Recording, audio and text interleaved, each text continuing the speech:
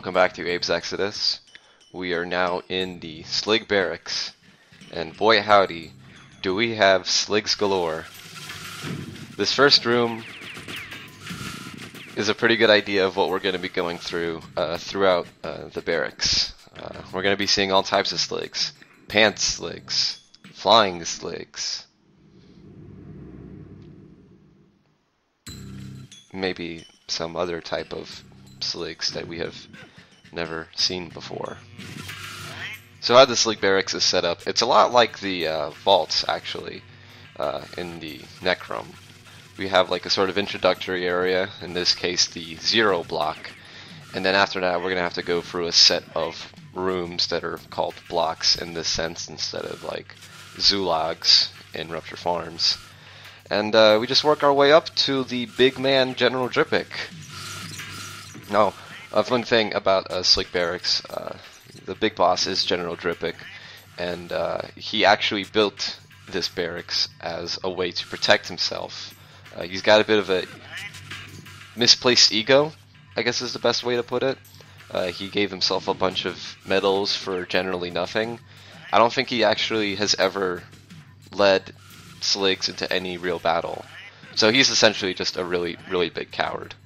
But I love him. I don't know why. We'll see more of him later.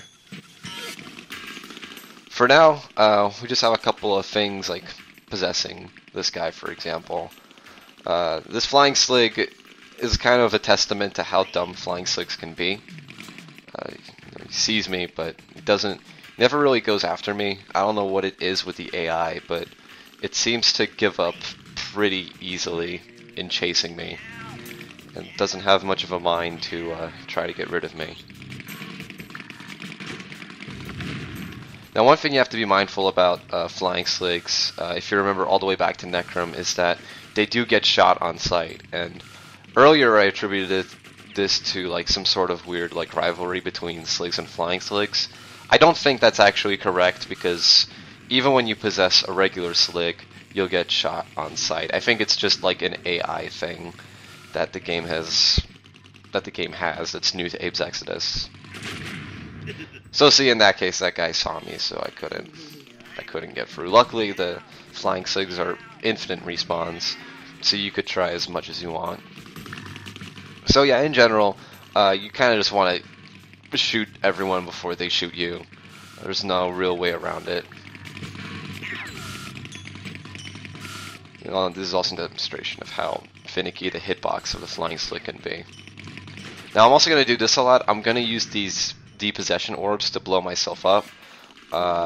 This is actually very useful if you want to get rid of a flying Slig that's chasing you. If you can get it next to an orb, it'll blow up the orb, and because it's so close, the flying Slig will blow up as well.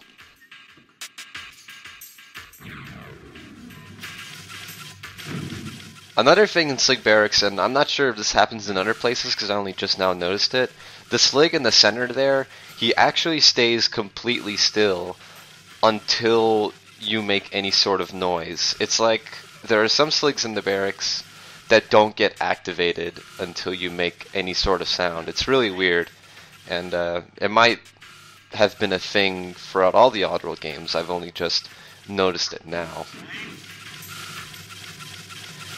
Now, even though they don't really make a comeback in Necrum, the bomb machines are still around. They're not as much of a presence. I can't really remember how many times they're used, but I think Slig Barracks is when you see them the most.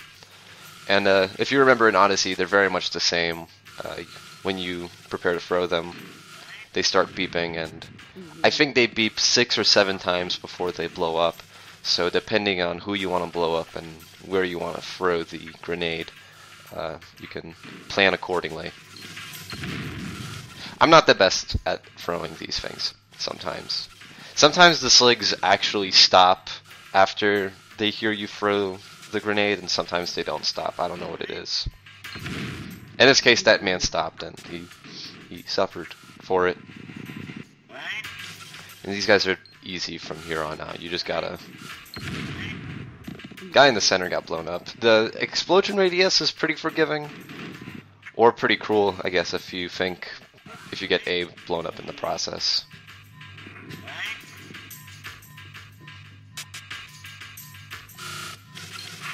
Well, this guy's just a problem. Alright, there we go. And, you know, it's always... A good rule is to always take a grenade with you for the road, because you never know when you might need it. It could be really useful to improvise, in a sense.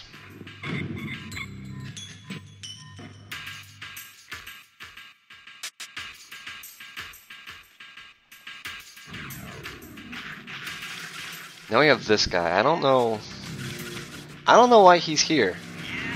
You don't really need the Slig to solve any puzzles or anything. I guess if you want to kill some Mudokons with him, you could. But you need at least 3 Mudokons alive to get past this area. Which is one of the things about Abe's Exoddus that Odyssey doesn't have, is that because of the valves and making Mudokons work, you do need to have some Mudokons alive. So if you were to do a kill-all run, you're going to want to save it until you're sure that you're done with all the puzzles. The guy in the top left has a low voice, and that's very funny.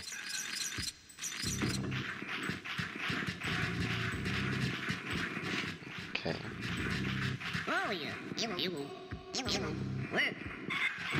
And that's not really... I think this is one of those like freebie rooms that Exoddus sometimes have. There are like a handful of these rooms, or there's not really any real puzzle or anything to saving the Mudokons. They're just there, I think, to help boost your karma in case you're having a bad time. I don't think I ever actually explained karma for this Let's Play, so that should probably be something I get to. But before we do that, we are now in the hub area of Slig Barracks. Before we look into the TV screen, let's look at the map and see what's up ahead. Slig Barracks is cool because it actually gives names to each of its zones. So you see here there's a war room, rifle range, etc., etc. And all these names are pretty reflective of what the rooms are about. So that's neat, I think. I don't know.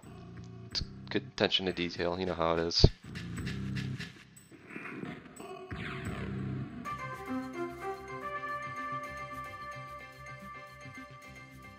The Magog on the march. News you can't abuse. General Drippick declares martial law. No mamby-pamby Mudakin meat puppet is gonna make me look like a fool. We'll have that traitor Abe in no time. Or my name ain't, That's Drippick, sir. Drippick! I knew that. I did, I knew that. Brought to you by Mullock's Map Loop. Say it, don't spray it. And that was the man of the hour, General Drippick. He's cool. I like him, even though I guess he's a bad guy. But you know, it's nice when bad guys have personality. I like that. It's better than Mullock being Mullock. You know, Drippick and Director Flag and Slig, they're far more entertaining than the final Gluckin that you have to take care of in Abe's Exoddus. You know, it's kind of partly why I really like this part of the game, because the villains are so much more interesting than anywhere else. So this is the firing range, and as you can see, there's a lot of just hiding between cover. If you make any sort of mistake, really, you're gonna get it, because there's really no room for error in this case. Like here.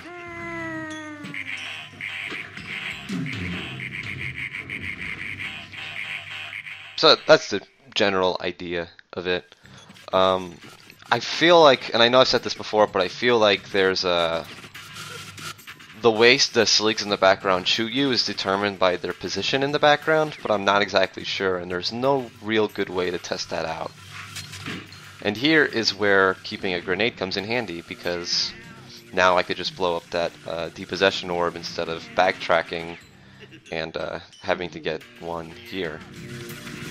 It saves me a bit of time and trouble. I wish you could do something with the 2 Sligs in the background here besides just possessing and killing them, but as it stands, the only reason you do that is to kill them so you don't have trouble saving anyone.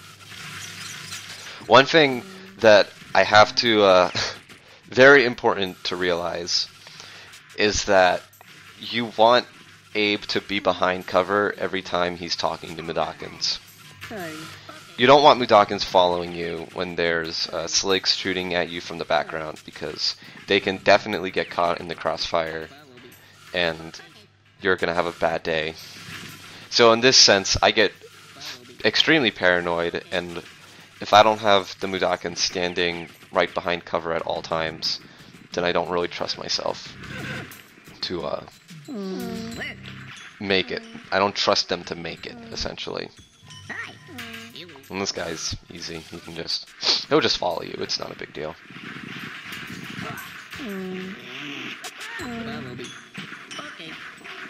I don't know if I like the firing range area that much. It's a lot like that Necrom secret area way at the beginning. It's the same idea. I just wish I understood how Slig's shooting in the background worked, because to me it feels like it's a little bit too random. You know, sometimes both of them will shoot like that, sometimes only one guy will shoot, and then the next guy. Sometimes none of them will shoot. I don't know what it is. And when you possess a Slig, and you make the Slig shoot to the foreground, it's kind of random what they'll hit. I don't know, it's strange. Definitely could have used a bit of tweaking.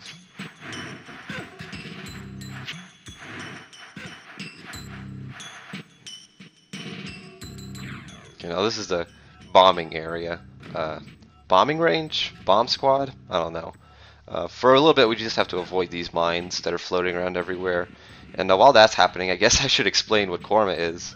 Because in Oddworld in general, there's the Korma system, which is your basic, like, good guy, bad guy, like, meter, essentially. Think of something like Knights of the Old Republic, where you get light side points, dark side points, and that determines what kind of person you are and what kind of ending you'll get. In Oddworld, it's really only just what ending you'll get. Your gameplay isn't really affected by how many Mudokons you save, except for the fact that Abe says hello differently. Like if you've killed more Mudokons than you've saved, then he'll say hi, like in a very low, sad voice. So he always sounds depressed, because he's a serial killer. Other than that, I think if you want to get the good ending of the game, you have to save at least 150 Mudokons. Now, I'm not sure if that's completely right. It might be 200, but in any case, if you don't save that many Mudokons, then you just get the bad ending, period. There's no real, like, neutral ending. Either you saved the Mudokons and you're a hero, or you didn't and everyone hates you. That's the general gist of it. That's why we're saving everyone, so... Because if we don't, then something else is going to end up killing us by the end. I like this area a lot because of the pipes. I don't know what it is. I think pipes are really cool. They're very... Kind of reminds me of Psychonauts, actually. The first area in Psychonauts. Which kind of makes sense, considering... I don't know. It's also like a war room area. This is like a war zone. Big, in the art book for the Slig barracks section, it mentions that the primary inspirations of the design were like World War I trenches, and I think I can see that for sure.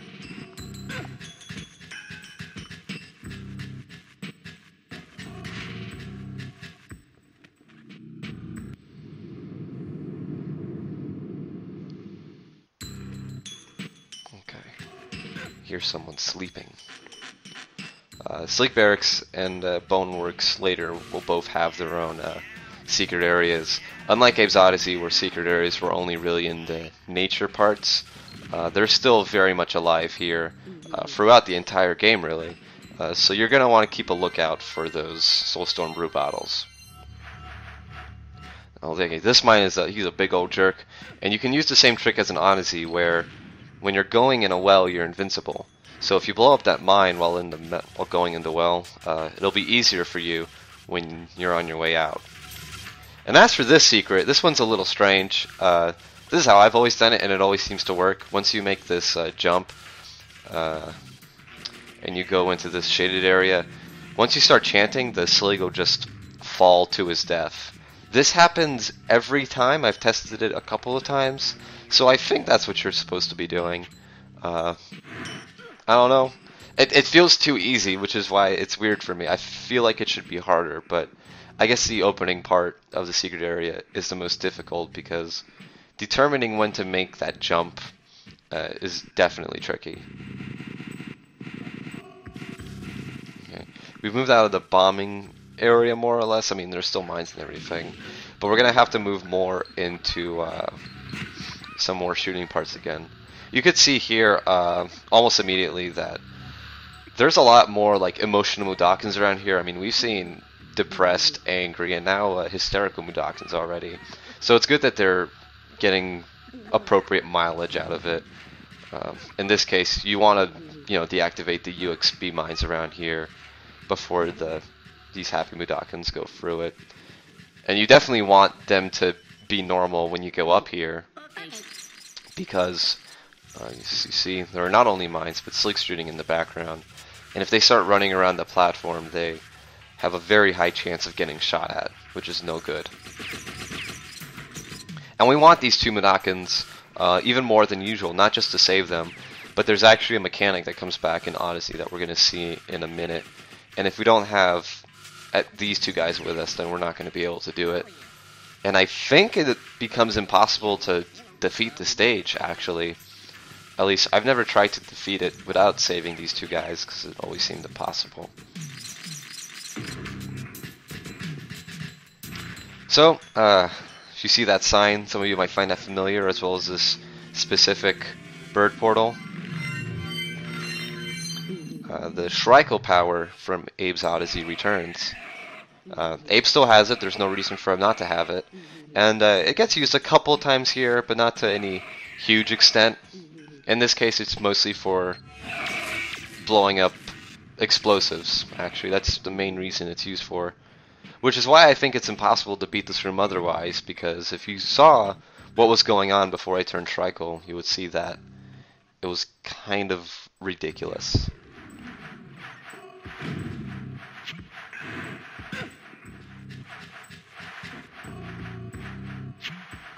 Now we're going to enter the actual barracks part of Slig barracks, I guess, like their sleeping areas. This is definitely the longest block in the area, the longest room in the area, for good reason. For one thing, we're introduced to a completely new type of Slig. The pantsless Sligs. And there's a little bit of backstory on them. Basically, pantsless Sligs are Sligs without pants. They can't, they're mechanical pants or they're flying pants. So they have to go to a locker in order to get to these pants. You see that in the right there, the get your pants sign. If they reach that, then they get their pants and they have their guns. Otherwise, they're totally defenseless. They can't do anything. They just cry a lot.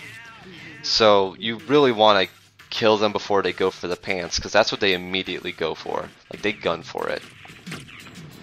And here's basically why this block is the longest, because block 3 is actually what's the word I'm looking for? It has 4 suites in it, and those 4 suites are basically mini rooms in themselves. So this is one room that holds 4 more rooms. Even though it's only one screen, they still take a lot of time out. And there's a pantsless Slig that just got his wings, a demonstration of how it works.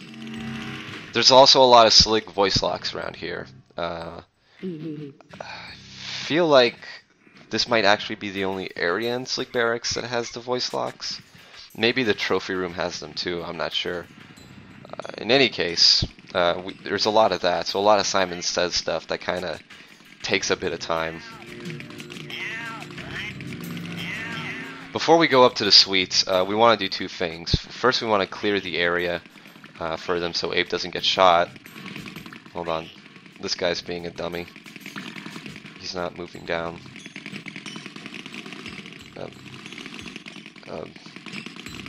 Okay, he's making me go up here. Okay, fine.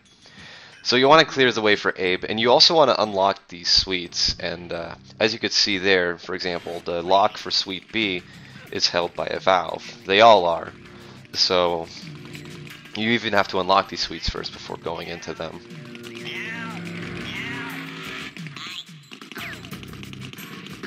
And the thing is, you can't skip these suites either. Or actually, I guess you can, because really how it works is the final door to get out of this block is locked by the 4 locks of the suites. So if you unlock all 4 suites, you don't have to do them, you can leave the area, but then as a result you end up... I mean, there's 9 Mudokons in this block. That's a significant amount of guys that you would have to save. These guys are very trigger happy. I don't know what's up with them.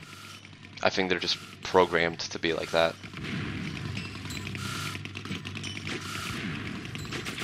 Boom, there you go. Unfortunately, our flying Slig friend cannot go any higher than this. That little gap in the floor there is too tight for him. So the rest is up to Abe. Not until we unlock Suite B first. I like that they're called suites, because this is clearly not a suite. This place looks like trash. I mean, obviously Slig Barracks looks like trash outside, but inside here too is just a bad scene in general. I mean, this room, I don't know what's going on, why it reaches all the way back there. Maybe they're like cells that Slig sleep in. I am probably thinking way too much about it, much like I do for anything that has to do with anything with these games. But it's just a goofy time. Now, the suites start off kind of easy. I mean, here's Suite A. It's just this Slig guy. There's nothing really special about him. It's kind of funny because since they are technically one screen and they're so tightly packed, you're going to end up scaring the bird portals away before you can save anyone. So the developers made it that you can enter the next room, the neighboring suite, so you can respawn the bird portals. And I guess you could see the next suite as well, know what you're about to go up against. It's a strange thing, weird thing with this game, that if there's like an electrical gate to the room next to you, you don't hear it until you enter that room. And then when you leave that room, or screen I guess, then you'll hear the electrical gate in the surrounding screens. If you want to be a dick, you can just start chanting now, and then that one guy in the middle will get zapped, but that's not what we're about.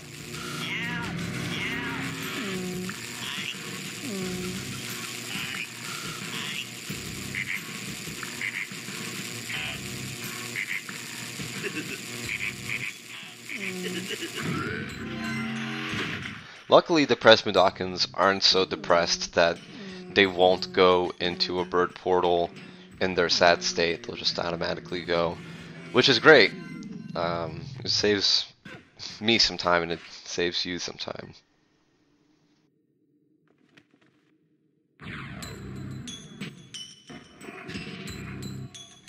Now, Suites C and D are still locked. We have to take care of that, and it is definitely the harder half of Block 3 because there's a lot of grenade usage involved, and I don't like using grenades that much. I'm not a big fan of them. They're an effective way to kill enemies, but I don't know what it is. One time, I got shot while standing in the shade here. I don't know what it is. Also, those 2 Sligs in the bottom, you see they're not moving at all. But watch, as soon as the grenade goes on, they immediately start moving. So that's a really good example of how there are like these deactivated Sligs around that just don't seem to like function properly until some sort of noise is made. I don't know if that's like a mistake or if that's like something that the developers intended. But it does make certain screens a lot easier once you realize what is going on. Well, I guess in this case, this guy standing across from me is the biggest problem and we have to blow him up. It takes a couple of tries if you don't know what you're doing to figure out where to stand and where to throw it. In this case where I stood, if you press up after throwing, that's the best trajectory you could use.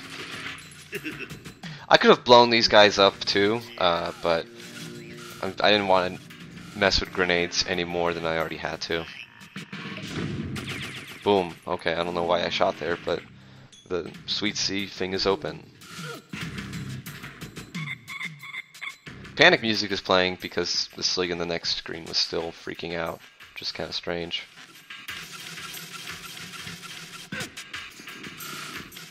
taking care of him isn't that bad. It's okay. The problem is taking care of what he's guarding. In this case, it is this depossession orb. Now, we need to possess one of those pantsless Sligs so we can press that green button so we can get to Sweet D.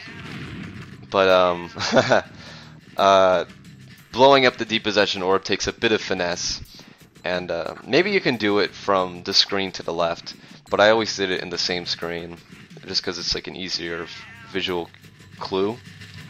And so you want to, I think I wait, yeah, 5 beeps before I throw it, and that ends up working out.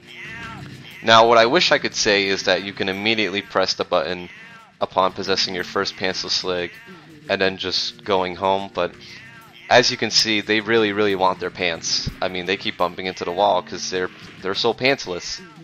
And if any of them get their pants, then you have a real problem, because you can't possess them because they start running in and out of the screen, and the only way to get rid of them would be to blow them up, and it'd just be a big old headache. So instead you have to do this whole shtick with possessing all 4 of them and depossessing them. I mean, so possessing a pantsless Slig is, can't really do much with them. They're very fragile creatures. Kind of makes you feel bad for them. You know, they're very scared when they don't have their pants, and it seems like if you so much as like put a foot on them, they'll instantly blow up. It's kind of a testament to how badly they need some sort of like industrial thing to give them any sort of help. I think the masks actually help them see better because their actual eyes are really tiny and beady and don't work very well. But I also know that those masks are so gluckins don't see them because they're so repulsed by the beady eyes. So it could be either one. It could be both. I don't know. Again, Sweet C, this is another easier room. It's just, I mean, as soon as you possess this guy, then he dies, and kaboom, you're good. You will follow me. Okay.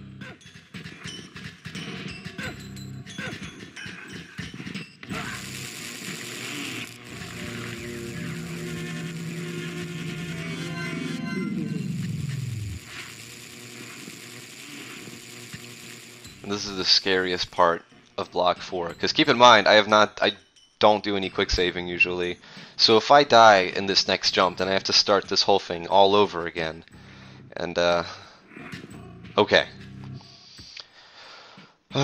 I've messed up that jump before, and it's not a good time if you haven't quick saved in a while. So I'm glad that didn't happen. Follow me.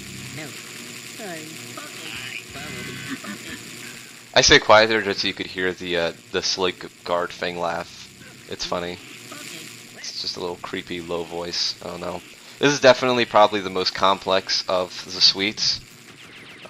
You have to get into the shade immediately before the Slig sees you, and then you have to book it down to the lower ground. Very lucky that none of these Sligs end up thinking to check the lower levels while they're freaking out.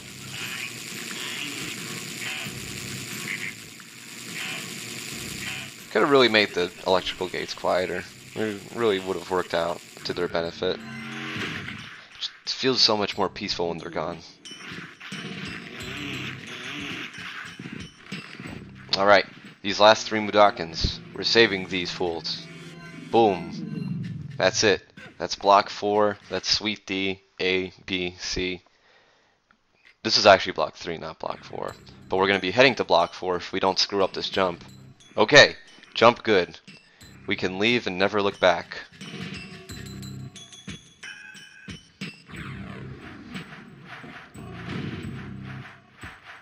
Okay. Had to take a little break there in gameplay time, but now we're back in it. Going to Block 4, which is the trophy room. And the trophy room is very interesting. For one thing, it has this tablet to the right here. The Gluckins are very strict about regulations, and it seems like anything that you could do is against regulations that'll get you shot. I feel like this is not very strictly enforced, because even the Sligs don't really follow them, so I don't know. It's not a big deal. Here also you could see the Slig at the very top there, he isn't activated. Like, he doesn't move until you make any noise. So once you realize that's going on, this room becomes a lot easier. As long as you don't make any noise, because if you make any sort of noise, then he'll start turning around everywhere at the top, and the timing gets a lot more tighter. Now, what's weird about the trophy room is it actually has spirit locks. I don't know why these spirit... I guess these are the trophies, or maybe it's the Mudokons that are the trophies. I'm not sure. In any case, with each lock that you slap, it frees the successive Mudokon. But before you do that, you would really want to get rid of these Sligs first.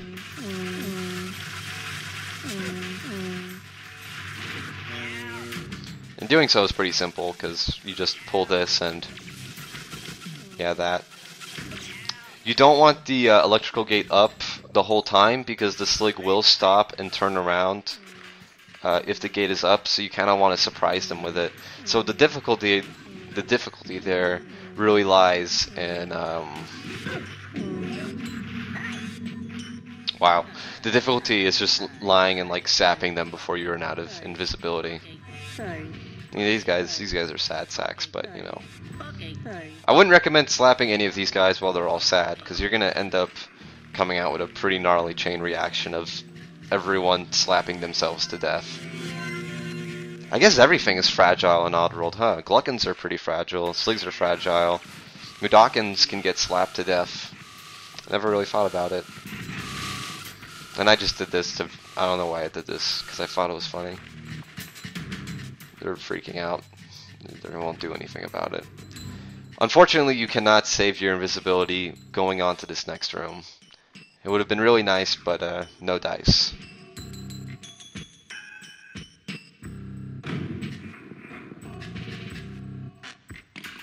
Now, this isn't a depossession orb, but this is kind of the same idea of what I mentioned earlier. This guy is a real big dungus. Because if he blows up that mine, he blows himself up, and that makes this room a lot easier. You're actually just going to be dealing with a bunch of dinguses here, because it's all flying Sligs, and I do like this area a lot outside. This is right outside the Slig barracks, and you can see how badly they blow everything up. It's just a whole mass of craters and rocks, and kind of looks like Mars. It looks very alien, more alien than Oddworld usually does, with the green sky, and like the watchtowers kind of look like Gluckon heads, then they kind of look like Slig heads. It's cool designs. Right. Now this room is a lot of Slig dogfights, which are very difficult because Sligs have their stupid arced shots, and you kind of have to get the jump on them, because if they get the jump on you, then you have a bad time. Do I do the right thing or the wrong thing here? I do the right thing, I think. Okay. So before you depossess this guy, you would actually want to pull this lever first, because doing so would end up spawning another group of flying Sligs. And if you do that as Abe, then you have yourself a problem where you have to take care of a flying Slig and possess another flying Slig, which will end up pulling more levers, possessing. It becomes like a weird endless loop of flying Sligs spawning. So you want to nip that in the bud before it actually becomes a problem. And you don't have to slap any of these guys. They're jolly, and they're not going to run into any mines or anything, so you can just save them. Now before we're done with block 4, I see some Soulstorm brew cans here, and I kind of given it to myself a concession to quick save in at least one area each video, and this is definitely that area. Because what we're going to be doing here is we're going to deal with the flying Slig controls, which are forced to be precise in this sense. So this is a bit of a race. It's a neat idea. I don't hate it. I think it's nice, but it's very, very tight on how forgiving it is. So you have to go through this obstacle course and keep ahead of these mines. If you don't want to blow up at all, because you want to pull this lever at the top to deactivate that electrical gate. And if you can't do that, like me, then you're kind of shit out of luck of saving the Mudokons in this area. You will have to zap yourself to start over. Which is why I give myself that quick save, because this takes a couple of tries for me to get down pat.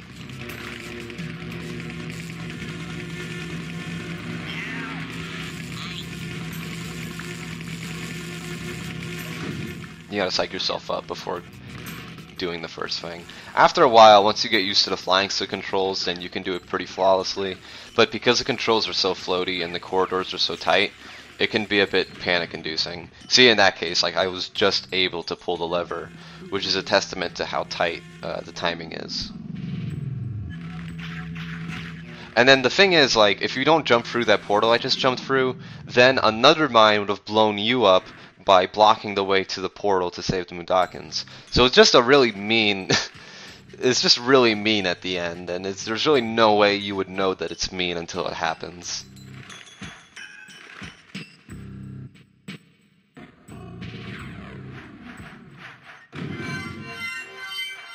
Alright.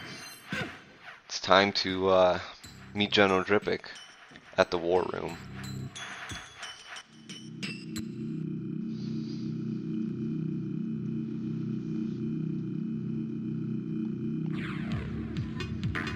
Now the War Room, and all Gluckin locations in general, have this super cool beat going on, as well as a bit of a tutorial of what to expect. So in this case, it's just a run through of what we have to do. We have to deactivate the main gates that block us to Vice President Slig and Soulstorm Brewery, but to do so, we have to go through this security phone, which only answers to General Drippic.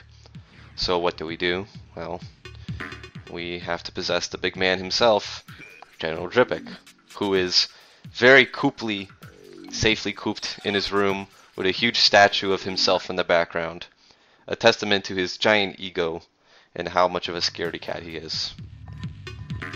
Now this war room hits the ground running immediately. As soon as you pull that lever, you want to make a run for it. To the left here is where the security phone is, and we could reach it as Abe if we wanted to, but it doesn't answer to Abe, so it's kind of useless to us. In this case, we just kind of have to go straight for Drippic, and you want to go as fast as possible, because there's a lot of these scenarios where pantsless Sligs go straight for their pants, and you don't really have a lot of time to deal with it. Like, if you wait a couple seconds, hesitate for any number of seconds, and they'll get their pants. And being able to pull a lever to activate a well becomes that much harder. Like here, for example. I prefer usually walking to the lever. If you run, I mean, running is faster, but Abe starts skidding around, and you could really easily freak yourself out. And, I don't know, it gets a little scary. Walking just feels nicer, saner.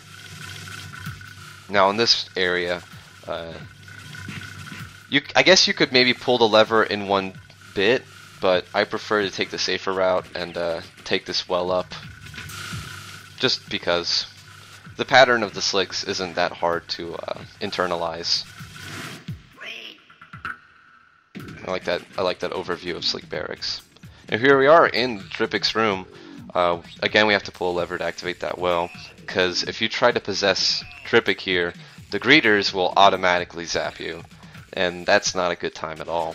Another thing is that beware of gas sign for 5 seconds. If Drippic were to die before the phone was called, then the gas would immediately activate and kill Abe. Not that it would matter, because it would be impossible to defeat the level anyway. So it's just an easy way for you to, I don't know, start over instead of purposely killing yourself. And here we go. Let's possess our first Gluckin.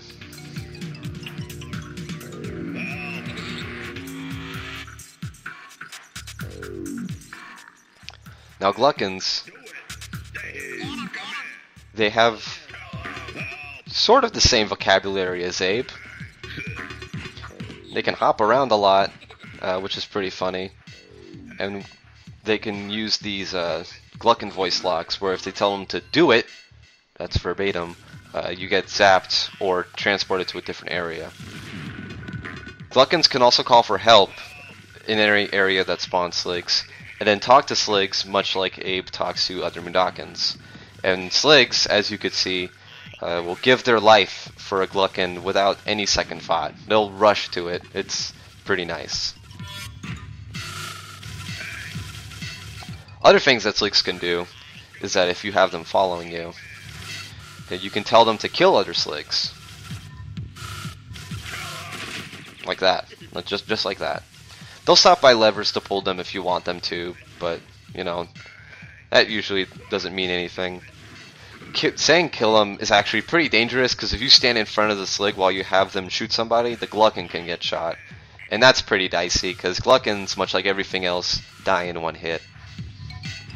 I just make that Slig fall into a pit because I can do it. It's okay. This next puzzle is a bit of a mean one, both for Sligs and for the player. You got to blow up these mines much like we did earlier, and it takes a while. And this last mine here, if you're standing next to the barrier, you get blown up in the process. So that yellow barrier there does not protect you from explosions, so I have to leave the screen for that last one. Slig AI is kind of dumb because of how they'll stop next to every lever. It's how Doc can stop in front of valves. It gets a little annoying. But we're here, and I don't know why you make him come here. Let's see what the security phone's all about.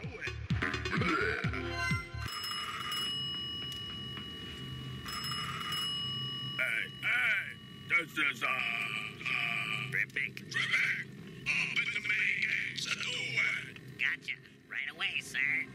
Let me see. What button was that?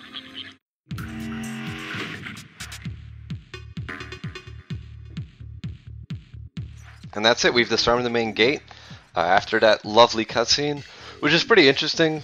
I don't know if Abe is very good at talking like Trippic, it seems like, because he's got the whole like short-term memory thing down pat. It's like the first time you see Abe like directly possess somebody. It's pretty interesting. The only other time you ever see it in a cutscene is when he possesses Lulu in Munch's Odyssey. And again, he seems to get their personalities down. Like, he's very good at it. I almost feel like the Gluckins are still semi-conscious when it's going on. But that's all theory crafting. In any case, once we save these free Mudokons for Aquarma, we'll be done with Slig Barracks. Get back to Office Depot. And Fico Depot too. Office Depot is a real place. And next video, we'll be tackling Boneworks.